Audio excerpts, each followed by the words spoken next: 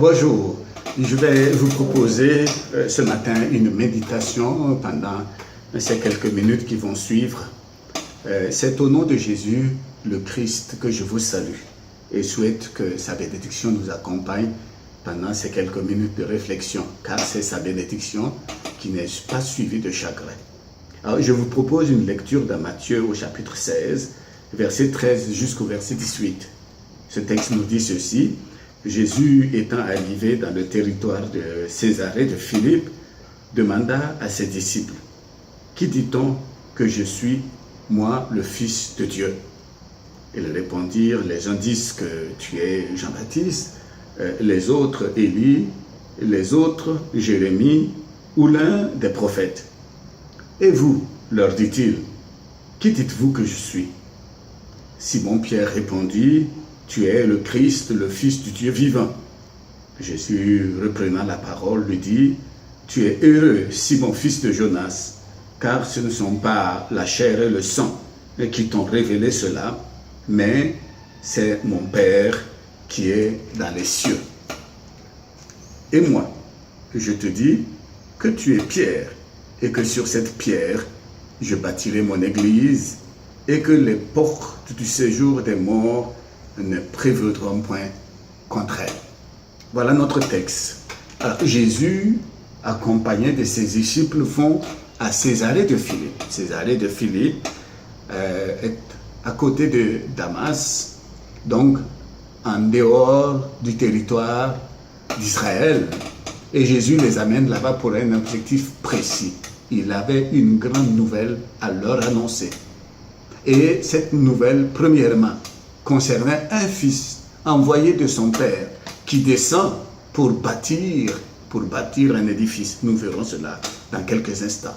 Et il amène ses disciples sur un territoire dont le fils, c'est-à-dire le fils de César, avait conquis et avait installé son royaume.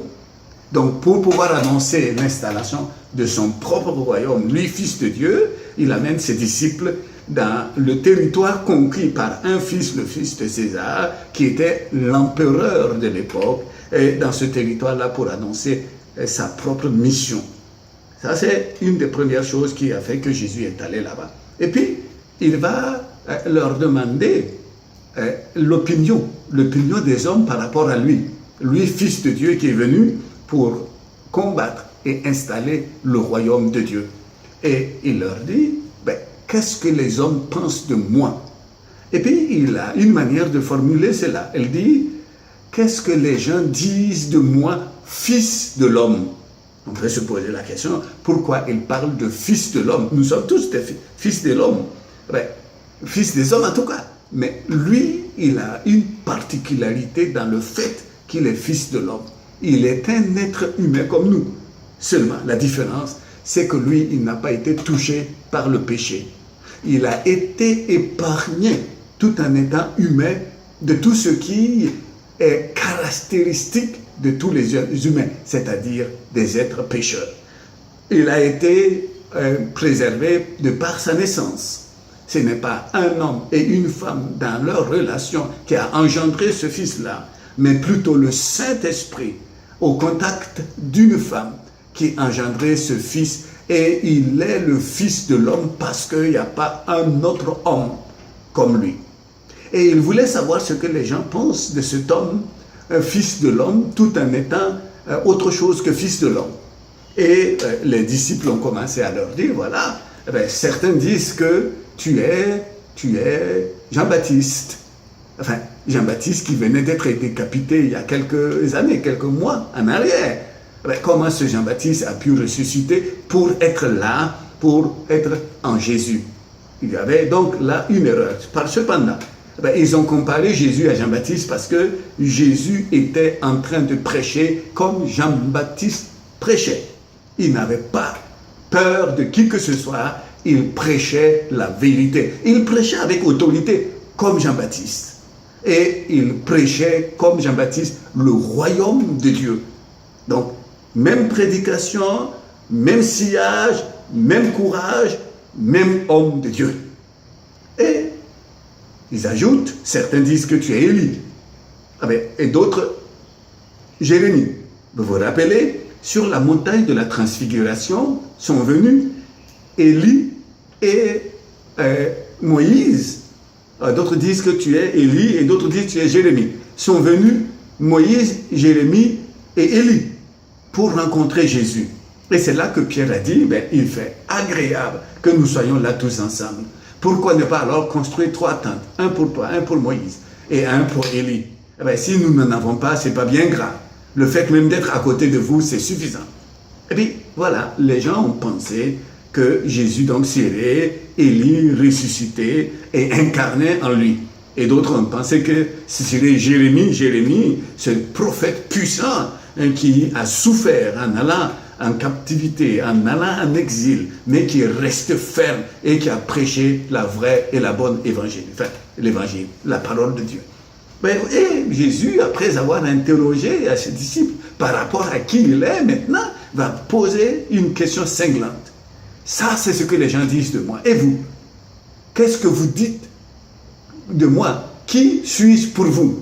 Et à Pierre, porte-parole de toujours, de dire, toi, d'après ce que nous avons vu en toi, entendu en toi, et d'après ce que nous connaissons de toi, toi, tu n'es pas seulement fils de l'homme, tu es fils de Dieu. Mais avant d'être fils de Dieu, du moins, tu es fils de Dieu parce que ton Père t'a choisi et t'a oint pour une mission particulière, exceptionnelle, une mission spéciale. Et dans la Bible, il y a 3 personnes qui sont ointes avant qu'ils n'exercent leur mission. Il y a le roi qui est choisi et qui est oint. Et après son onction, il reçoit de Dieu une autorité pour gérer son peuple, être devant son peuple et suivi par le peuple. Il y a le sacrificateur qui est le médiateur entre Dieu et les hommes. Lui aussi, il recevait une onction spéciale pour être élu, être consacré à une mission, celle d'être le médiateur. Et il y a enfin le prophète qui est le porte-parole de Dieu, et lui aussi il est oint pour cette mission spéciale-là. Et Pierre dit, toi tu es oint, tu n'es pas n'importe qui, tu as été choisi et tu as été oint, tu as reçu une autorité pour le salut des hommes. Et parce que tu es fils de Dieu. À Jésus de lui répondre, Pierre, tu as bien vu, ce que tu as dit est la vérité, mais ce que tu es en train de dire ne pouvait pas venir du résultat de la réflexion humaine. Ce n'est pas le sang et la chair qui t'ont révélé ce que tu viens de dire, parce que cela ne peut venir que de mon Père, qui a toute la connaissance et qui est l'omniscient, l'omniprésent, et qui a été l'auteur de ma venue sur terre. C'est mon Père qui t'a révélé ce que tu es en train de dire. Et pour cela, sache que ta déclaration, c'est-à-dire toi qui as fait cette déclaration, tu t'appelles Pierre.